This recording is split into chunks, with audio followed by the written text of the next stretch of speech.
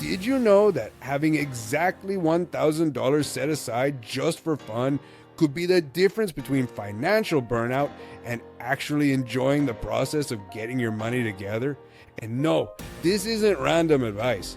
This is a psychological sweet spot almost nobody uses, and it's why so many people crash their budget after just a few months.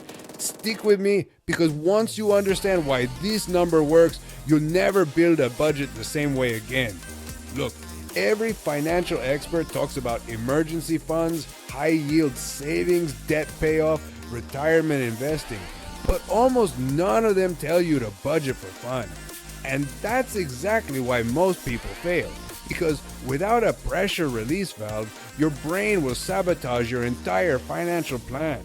It's no different from dieting. Restrict yourself too hard, and what happens? You binge, you quit, you start again next Monday. Money works the same way. So, why $1,000? Why not $100 or $5,000? Here's the part most people never realize. $1,000 is the perfect psychological middle ground. $100 feels meaningless. $5,000 feels impossible. $1,000 feels achievable but substantial. It's big enough to matter, but small enough that beginners can actually save it. And once you have it, something crazy happens. Your brain finally has permission to enjoy spending, guilt-free. Before the fun fund, every discretionary purchase feels like a mistake. Coffee, guilt. Takeout, guilt. Weekend trip, guilt the entire time. Guilt kills financial consistency. But once you have a fun fund, your internal conversation changes from, should I really buy this? To, is this worth using my fun fund money? And that one question makes your spending intentional instead of impulsive. Even better, people with fun funds end up saving more because they're not constantly fighting their natural desire to enjoy life. This isn't about buying random things. This is about a weekend getaway, concert tickets, a cooking class, upgrading your hobby equipment, a short trip you've been putting off for years. These aren't expenses, these are quality of life investments. And for mid-age adults especially, these experiences have a massive impact on mental health, motivation, and overall life satisfaction. Now, how to build your fun fund, even if you're broke right now. Start small, $20 a month, $50 a month, $100 if you can manage it.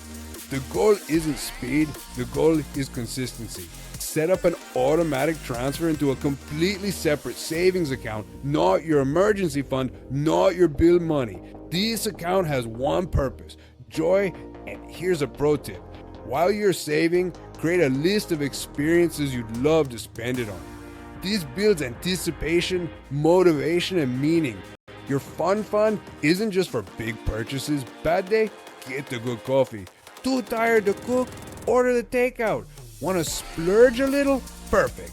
That's what the fund is for. You can enjoy life without sabotaging your finances. The only rule, never raid your fun fund. The moment you use your fun money for bills, emergencies, or random shortfalls, the psychology collapses. Keep it separate and keep it sacred. Keep it fun. As your income grows, raise it to $1,500, maybe $2,000, but start with $1,000. It's the perfect reset point. Most people think fun is the enemy of discipline. Wrong. Fun is the fuel that protects your discipline. When you know you have money set aside for enjoyment, you can be stricter everywhere else without feeling deprived. Your fun fund is permission to be human while still being financially responsible. Start building yours today, even if it's just $10.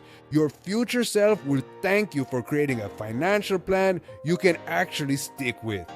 If you want more simple psychology-based money strategies like this, make sure you subscribe. I break down tips that make building wealth way easier than people expect.